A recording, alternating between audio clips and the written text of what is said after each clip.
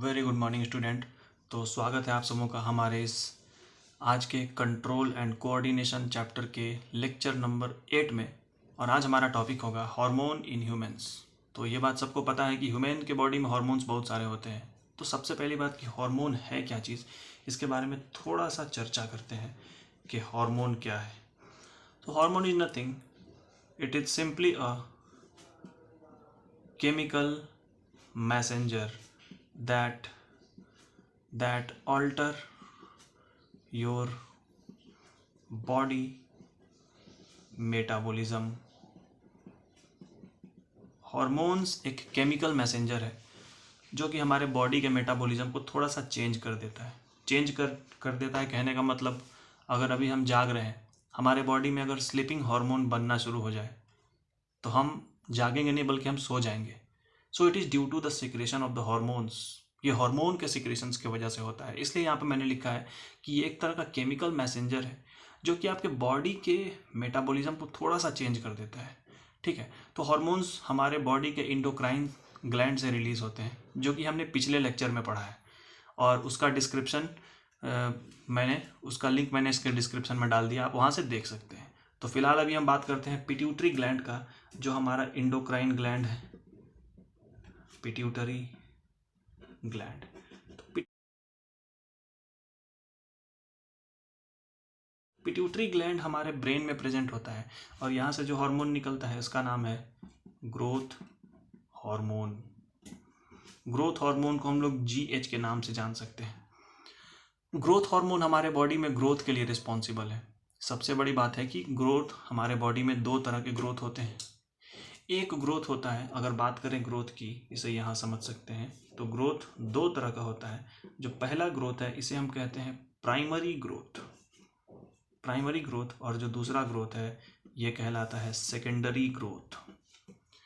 Primary growth में किसी भी बच्चे की हाइट बढ़ती है और सेकेंडरी ग्रोथ में हाइट बढ़ने के बाद उसके बॉडी का डायमीटर बढ़ता है, उसके बॉडी की चौड़ाई बढ़ती है। तो प्राइमरी ग्रोथ में हम लोग सिंपली बोल सकते हैं कि हाइट इलोंगेशन, और सेकेंडरी ग्रोथ में क्या होगा कि डायमीटर ऑफ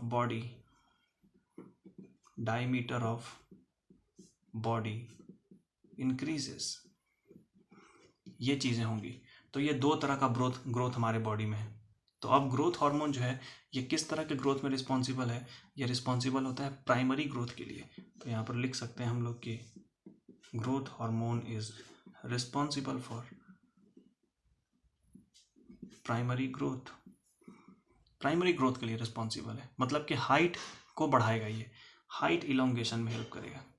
तो ये था ग्रोथ हार्मोन जो कि हमारे पिट्यूटरी ग्लैंड से निकलता है।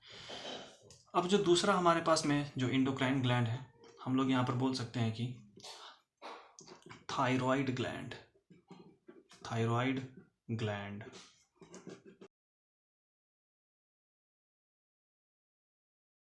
ये थायराइड ग्लैंड हमारे नेक में प्रेजेंट होता है। जैसे अगर ये कोई ह्यूमन बीइंग का अगर ये हेड है, तो यहाँ पर जो ये नेक वाला रीजन है, गर्दन वाला जो पार्ट है, इस गर्दन वाले पार्ट में यहाँ पे थायराइड ग्लैंड्स प्रेजेंट होते हैं। इस वाले रीजन्स में थायराइड ग्लैंड प्रेजेंट होते हैं। तो यही वो थायराइड ग्लैंड है। ठीक है, तो थायराइड ग्लैंड से हम लोग बोल सकते हैं कि प्रेजेंट इन नेक रीजन, आपके नेक वाले इलाके में होता है। दूसरी बात, इसके बारे में हम ये लिख सकते हैं कि यहाँ से जो हार्मोन बन के आता है उसे हम थायरॉक्सिन हार्मोन कहते हैं। तो यहाँ से हार्मोन कौन सा निकलेगा? Thyroxine hormone. इसके अलावा जो थायराइड ग्लैंड है, इसे थायरॉक्सिन हार्मोन बनाने के लिए आयोडीन की ज़रूरत पड़ती है। तो हमें थायरॉक्सिन हार्मोन के लिए क्या चाहिए? Iodine needed. थायरॉक्सिन हार्मोन करता क्या है? ये हमारे बॉडी के सेकेंडरी ग्रोथ के लिए रिस्पॉन्सिबल होता है, मतलब कि बॉडी के डायमीटर को इंक्रीज करता है। इसका ये मतलब है कि किसी के बॉडी में अगर थायरॉक्सिन हार्मोन की कमी हो जाती है तो वो दुबला पतला रह जाएगा, और अगर थायरॉक्सिन हार्मोन बहुत ज़्यादा बन जाता है तो उसका डायमीटर बहुत ज़्यादा बढ़ जाएगा। तो हम लोग बोल सकते हैं कि थायरॉक्सिन हार्मोन किसके लिए रिस्पॉन्सिबल है?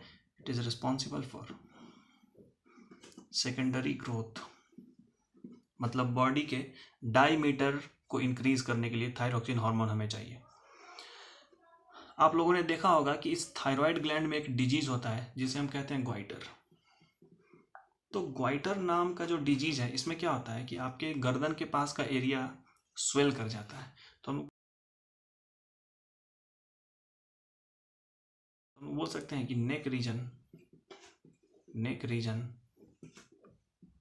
स्वोलन, गर्दन के पास का इलाका फूल जाता है।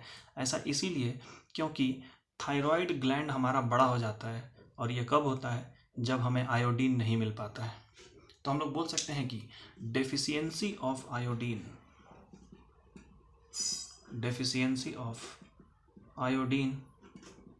In large thyroid gland leads to deficiency goitre. तो फिर यहाँ से ग्वाइटर की बीमारी होगी। तो ये था थायराइड ग्लैंड। अब थायराइड ग्लैंड के अगर आगे बढ़ते हैं हम लोग, तो हम लोग थायराइड ग्लैंड के बाद हम लोग देखते हैं पेनक्रियास, एक दूसरा हमारे बॉडी में इंडोक्राइन ग्लैंड।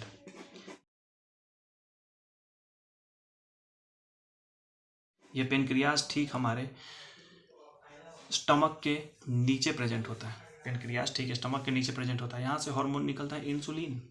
तो यहाँ से कौन सा हार्मोन निकलेगा, इंसुलिन हार्मोन। ठीक है, इंसुलिन का काम ये होता है कि ये हमारे बॉडी में शुगर के लेवल को मेंटेन करेगा।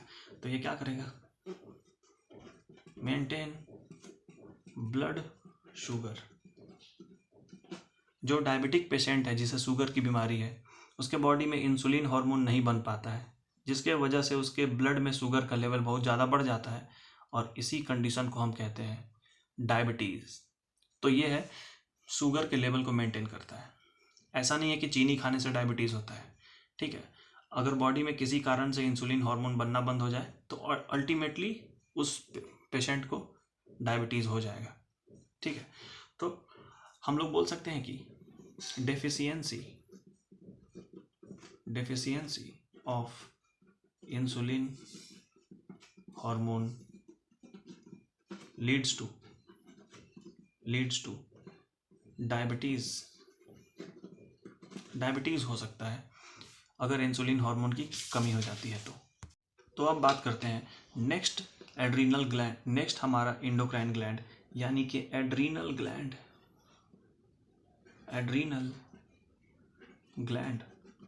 तो ये जो एड्रीनल ग्लैंड है ये कहाँ पर मिलता है, सपोज दैट ये हमारी किडनी से बाहर निकलता हुआ ये यूरेटर है। किडनी के ऊपर सुपीरियर रीजन में हमारे पास प्रेजेंट होता है adrenal gland.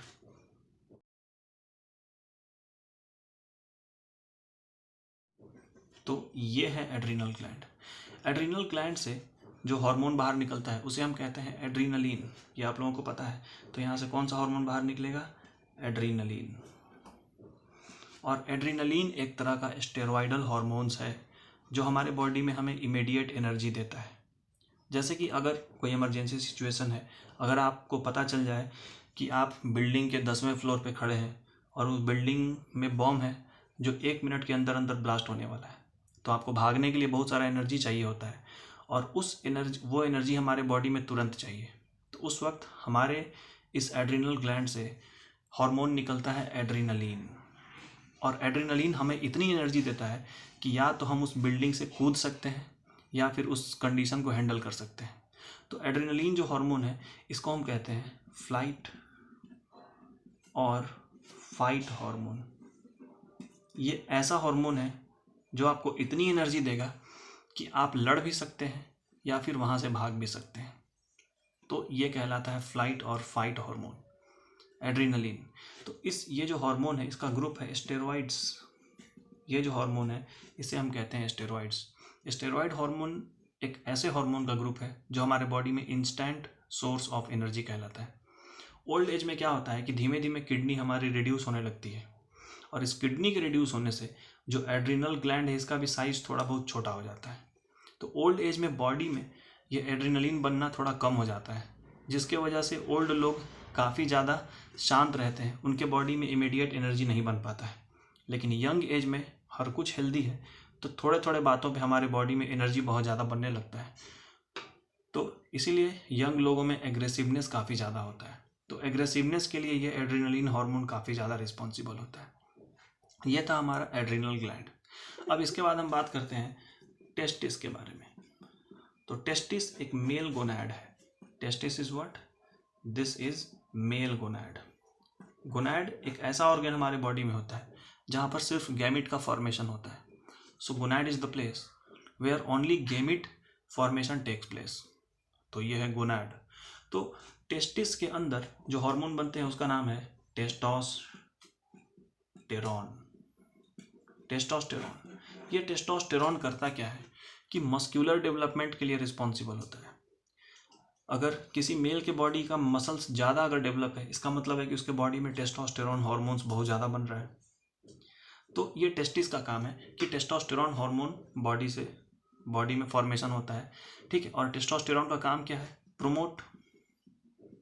Promote sexual event of the person.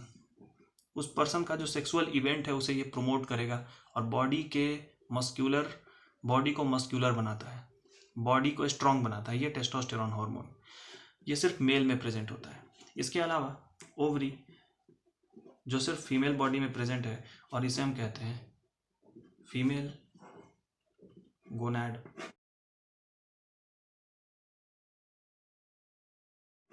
ये फीमेल गोनैड के नाम से जाना जाता है। तो फीमेल गोनैड ये सिर्फ फीमेल बॉडी में होगा और इस फीमेल गोनैड में एग का फॉर्मेशन होता है, यानी कि ओवम का फॉर्मेशन होता है। ये करता क्या है? इस ओवरी से दो तरह के हार्मोन्स बाहर निकलते हैं। पहला होगा प्रोजेस्टेरॉन